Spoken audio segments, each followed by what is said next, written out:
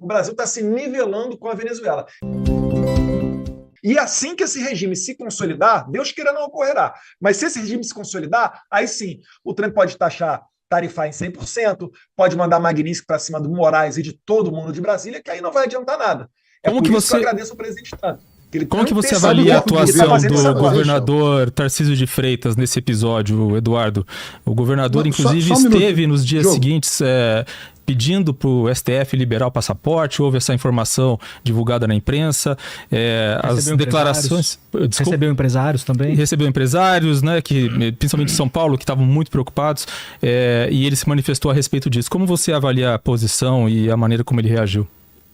Ô, Diogo, antes da gente entrar no Tarcísio, só para responder a sua pergunta do Lula também, rapidinho, o Lula pode ajudar muito nesse processo. Ele não é o principal responsável, mas ele pode ajudar muito nesse processo. Como é que ele pode ajudar? Parar de fazer cagada.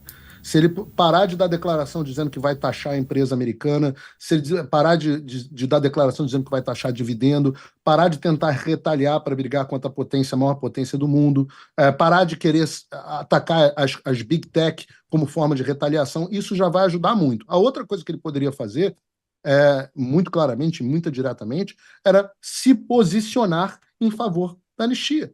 Porque tenho certeza que se ele se posicionasse em favor da anistia, o Congresso teria muito mais facilidade de passar um projeto de lei, que é o primeiro passo, não é condição suficiente, mas é condição necessária para que o Brasil entre na mesa de negociação. Resposta curtinha, vai para o Tarcísio aí. Eduardo, contigo. A questão do Tarcísio ficou bem clara, né? Não tem grandes problemas, mas ele tem um pensamento, né? Ele acredita que ainda dá para dialogar com esse regime, eu acho que não dá para dialogar. É por isso que a gente tem que chegar em uma posição mais forte numa eventual mesa de negociação. Ele acha que você conversando, enfim, reduzindo os ruídos, etc., isso daí vai ser o nosso ponto de divergência, porque eu já vi isso no passado. Não adianta, não é um problema de moderação, de fala e etc. Se a Madre Teresa de Calcutá tivesse, ao invés do Bolsonaro, né, sido presidente do Brasil e tomado as medidas que o Bolsonaro tomou, né, por exemplo, colocando recorde de lucro das estatais e quebrando a perna de muito corrupto, ela seria igualmente perseguida. Iam falar que a Madre Teresa de Calcutá é nazista, fascista, sexógena, misógina, homofóbica e tudo isso. Então, para mim, é muito claro que não existe mais espaço para negociação. Se negociação adiantasse, a gente teria pacificado o Brasil com a cartinha do Temer. Né? Depois daquele 7 de setembro, Bolsonaro sacrificou imensamente seu capital político, né? Acreditava-se que fossem acabar os inquéritos e nada disso ocorreu. O Alexandre sempre dobra a aposta. É por isso que o Paulo bem disse, quando a gente senta aqui para conversar com as autoridades americanas, a gente até avisa, fala, olha, ele provavelmente vai dobrar a aposta. Isso já está precificado no nosso projeto. É por isso que está caminhando de uma maneira maestral tudo que nós imaginamos. E a gente vai seguir esse passo a passo. Né? Se for necessário, né, como é que o Paulo Figueiredo fala, né, vai incendiar a floresta inteira? Como é que é, Paulo?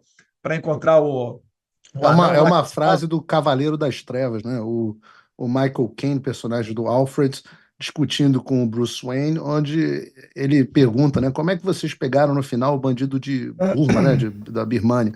E ele fala, a gente teve que queimar a floresta inteira para pegar o bandido da Birmânia. A gente tem tentado evitar queimar a floresta inteira para conseguir se livrar do Alexandre de Moraes. Mas a floresta às inteira vezes é o Brasil. É necessário, né? O lema do filme, né, a moral que o filme passa, é que você, muitas vezes, para pegar o bandido que está disposto a tudo, você tem que tacar fogo na floresta inteira. Mas só para complementar... Não sei se vocês ouviram, o Diogo perguntou, a floresta inteira é o Brasil. Só para complementar, para não deixar passar a questão do Tarcísio. É o establishment. De justiça, né? Mas o Tarcísio ele é um grande gestor.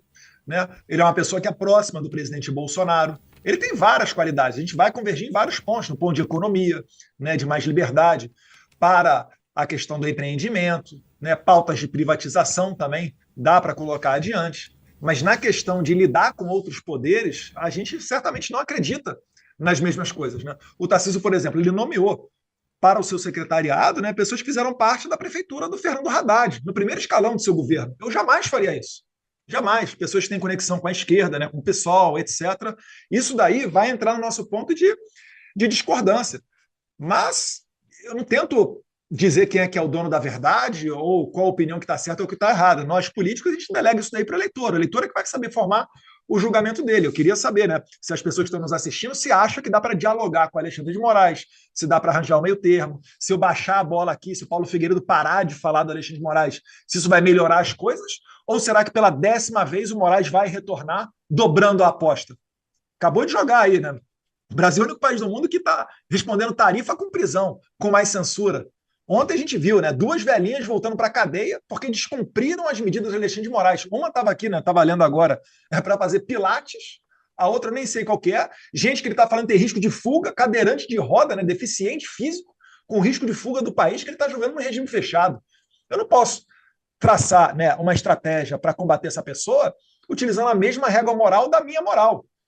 Eu tenho que precificar que esse cara é realmente um psicopata. Esse cara consegue fazer coisas que, assim, ele só consegue justificar no mundo dos valores dele. Eu jamais conseguiria fazer isso. Uma pessoa do MST, do PSOL, etc., fazer o que ele está fazendo. Né? De medida cautelar, proibir o pai de falar com o filho. Enfim. Vocês sabiam que o Donald Trump tem um livro sobre negociação, não? Eduardo, falar disso? Eu ia falar nisso, Paulo. Posso emendar a pergunta em cima do livro? The Art of the Deal. Eu tava com a pergunta engatilhada aqui, eu vou fazer uma pergunta baseada nisso. Eu queria que vocês tentassem fazer uma análise de um cenário futuro possível, tá? Justamente nesse livro do Trump, que é um livro bem interessante para entender como funciona a maneira como ele negocia, né? E tem um filme muito bom também, eu não sei se é Amazon Prime, que saiu sobre o Trump também, que mostra como ele aprendeu a negociar e a maneira como com quem ele aprendeu, e né? com quem ele aprendeu, isso. O grande mestre dele, que era um cara assim, que as pessoas podem ver o filme, eu não vou aqui... Chamou aprendiz, né? Chamou aprendiz. Não vou qualificar o mestre do Trump, né? Na carta que foi mandada na primeira vez, a que foi publicada, que citava o ex-presidente Bolsonaro, logo depois teve uma notícia de uma investigação comercial no Brasil, que acontece nos Estados Unidos também, né? Que os Estados Unidos vão investigar vários setores da economia brasileira. Se a gente tirar, Vilela, a espuma do debate político e olhar bem o que está sendo pedido ali, o governo dos Estados Unidos, ele cita, para além da questão do Jair Bolsonaro, várias coisas que são, na verdade, os interesses da economia americana no país. Tá expresso ali. Então, setor de madeira... Isso, seção de madeira, a parte dos dados aqui no Brasil, que os Estados Unidos reclamam que a gente não manda dados suficiente para eles, querem todos os nossos dados, né? É uma reclamação, tá escrito ali na investigação, né? A questão do etanol, que a gente taxa muito o etanol que vem dos Estados Unidos, então que eles querem que taxe menos para vender mais barato aqui, eventualmente penalizando os nossos produtores de etanol. A questão do Pix, porque a Mastercard... Por que o Pix entrou? Isso que eu queria entender. O Pix entrou por uma questão muito simples, né? A gente tem aí os grandes operadores, né, do cartão de crédito. Eu até fiz uma conta aqui pra gente ter uma ideia. Estão perdendo muito dinheiro. Visa, Mastercard, WhatsApp Pay, PayPal, Stripe, todo mundo que quer essa grana toda. A gente tá falando de movimentação do Pix em 2024, uma movimentação só no ano passado, tá? De 26 trilhões de reais. Se você pegar, Vilela, eu fiz um cálculo rápido aqui. Se não existisse o Pix e a maquininha da Visa, da Elo, sei lá o que, cobrasse lá a média que cobra, né, que é 3% por transação dos comerciantes no Brasil, se em vez de usar o Pix, o brasileiro estivesse usando ainda só essas empresas, essa galera deixou de faturar 720 bilhões de reais no Brasil em 2024. Você acha que é por que os caras estão vindo para cima do Pix? Me parece meio óbvio, né? Então, só para terminar aqui, são vários pedidos, né? Setor de madeira, setor de dados, setor de etanol, setor do Pix, setor de redes sociais. O Bolsonaro como eles falaram, uma das equações, né? O próprio Paulo falou, o Trump é o cara que coloca tudo na mesa, todas as opções, depois vai analisar. Eu queria entender de vocês dois o seguinte: se houver num cenário futuro de médio prazo uma negociação possível e o Brasil abrir, né, consentir, né, a afrouxar, se render para os Estados Unidos em vários desses setores, setor de madeira, setor de dados, setor de etanol, setor de maquininha de cartão, etc e tal, e a anistia, a votação da anistia ficar de fora e não se mexer mais com o STF, ou seja, se o Bolsonaro for o fator de exclusão de um possível acordo e todo o resto do Brasil ceder e o governo dos Estados Unidos concordar com isso e deixar o Bolsonaro de lado nesse acordo. Qual que é o plano de vocês, que vocês pretendem fazer em relação a isso? Demori, eu acho que eu sou o único brasileiro de todo o país que fechou 3 contratos com Donald Trump. 3. Sou o único que negociou na mesa com ele por 3 oportunidades. E eu digo para você, nada disso que você está vendo aí é o que o Trump quer. E aí eu faço para você, eu anotei algumas frases interessantes aqui do The Art of the Deal.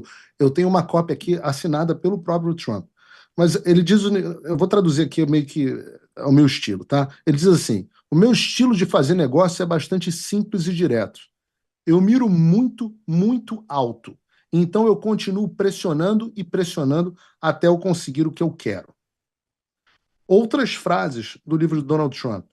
Quando alguém te desafia, reaja. Seja brutal e duro.